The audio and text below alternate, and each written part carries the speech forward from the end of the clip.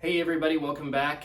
Today I wanted to go back and talk about a video I talked about last week and kind of go off on a different tangent with it. And so last week we talked about aluminum extrusion. It's Parker's IPS, which is Industrial Profile Systems, which is simply just aluminum that you can use to build workstations, you can use to build safety systems, clean rooms. You can do a whole lot of stuff with it. It's very versatile. But one thing that I overlooked and that I wanted to go back and talk about today was how to identify whenever hard guarding is needed. And you do that by performing a risk assessment. Now, everybody doesn't like the word risk assessment. It's usually a bad phrase and nobody wants to really talk about it or do anything about it. But what I want to show you is a really quick and easy way that you can perform your own risk assessments in your facility. This can be done in 3 easy steps, and I just wanted to point out that I'm going to be showing you this today as a quick tip for you to be able to walk around your facility and do your own risk assessments. But this should not be used in lieu of doing a full-blown safety audit. We have people that are TUV certified, shout out to Lonnie Muse, that can come in and perform safety audits for you in your facility. This does not replace that whatsoever, but this is a cool way for you to be able to quantify risk, because risk in itself is kind of intangible. We're going to even go over the definition real quick before we get into it, but it is a hard thing to quantify sometimes. And so this is a method that just allows you to break that down into a step-by-step process so that it can be quantifiable and measured in terms of high risk, medium risk, and low risk. And so without further ado, we're going to get started.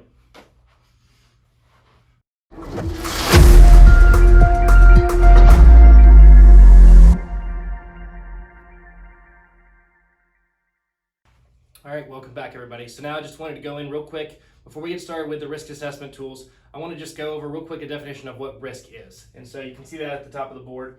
Risk is simply the exposure to the consequences of uncertainty. And so the reasons we perform risk assessments and do risk mitigation is because we're trying to reduce our exposure. That's all we're trying to do. And so the way we do that is by breaking down each system or scenario into in 3 ways. We chop it up 3 different ways, and then we evaluate it all together. And so what I'm going to do is I'm going to use some sort of arbitrary scenario, and then I will show you, and I'll just work through it that way so that you can implement the same style in your own facility. So the first thing you're going to look at is, whenever you're analyzing a system, is you're going to look at the severity. How severe of an injury could somebody incur on this particular system? You know, how bad could it really be? Are we talking paper cuts, which would be like a 0 or a 1 rank? Or are we talking a full-blown, like a fatality? That would be a 10. And so what you do is you just analyze that system and then you give it a rank. And remember, this comes from you. You know, this is supposed to be as unbiased as possible, because you are trying to uncover the amount of risk in your facility. And so in order for you to have a good quantification of whatever that risk is, you got to try to be as unbiased as possible. So let's just say for my arbitrary system, I'm just going to give it a rank of a 5. Just going to say, you know, pretty medium severe. This isn't going to kill you, but it could, you know, you could get pretty banged up from it. So after you do that, you move on to the next one, which is frequency. Frequency just means how much foot traffic do you really have? Do you have people walking past this machine, this system, all day, every day? And is it high foot traffic? Is this where, you know, somebody could trip, you know, and fall out of the yellow lines, even if they're where they're supposed to be walking, they could still potentially trip or fall into the way of harm? And how often is that happening? Do you have hundreds of employees walking past this machine all day long?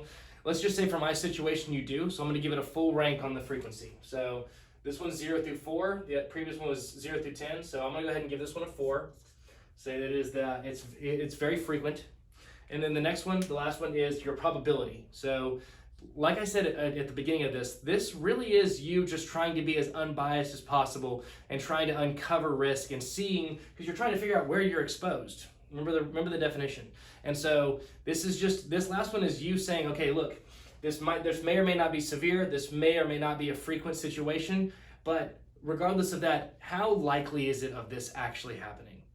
And that is just a question you have to ask yourself, and you have to try to be as unbiased and as real as possible, because this ultimately is a tool for you to use. And so you just want to try to answer it as legit and as literally as possible. You know, is it just because it's something that hasn't happened doesn't mean it can't. You know, this is Murphy's Law again. So, you know, try to be real with yourself whenever you're answering and filling out this questionnaire. So probability, for my arbitrary case, I'll give it a 3, you know? And so after you've filled out all 3 of them, you have your numbers here and you just add them up together. That's all you do. So just add them up. Right here I got 12. And so then what you do with that number here is it allows you to rank how much risk you have. And so high risk is anything that's 12 or more. Medium risk is anything that, oops, that's bad, 7 through 11. And low risk is anything that is 0 through 6. And so after you're done filling this out, you should know based on the outcome, if this is a high risk situation, medium, or low. And all that really tells you is that, it's just telling you how exposed you are.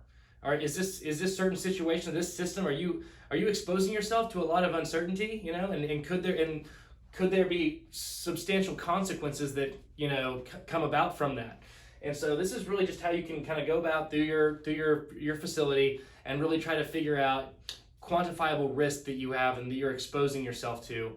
But that's pretty much all there is to it. That's all there. It's very simple. You can do this on any area that you might suspect there to be risk at, and you can fill it out, in 5 minutes or less. It's something you could walk around your whole plant for. You could spend a day doing it, and you can really figure out where you are, where you need to target your resources, because you obviously want to go for every area that you've determined to be high risk. That's where you want to say, okay, we got to get hard guarding around this. We got to get light curtains. We got to get a safety scanner, whatever it is, But this is how you prioritize your areas of risk and how you figure out where you need to start.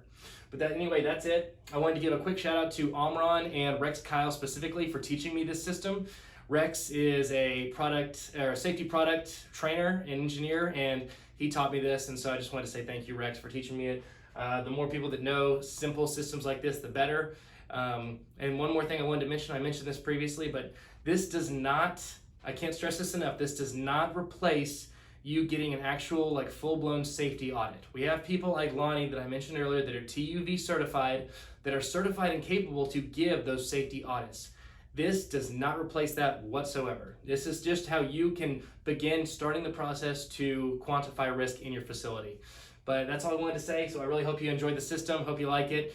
Thank you for watching. Y'all have a good one. Take care.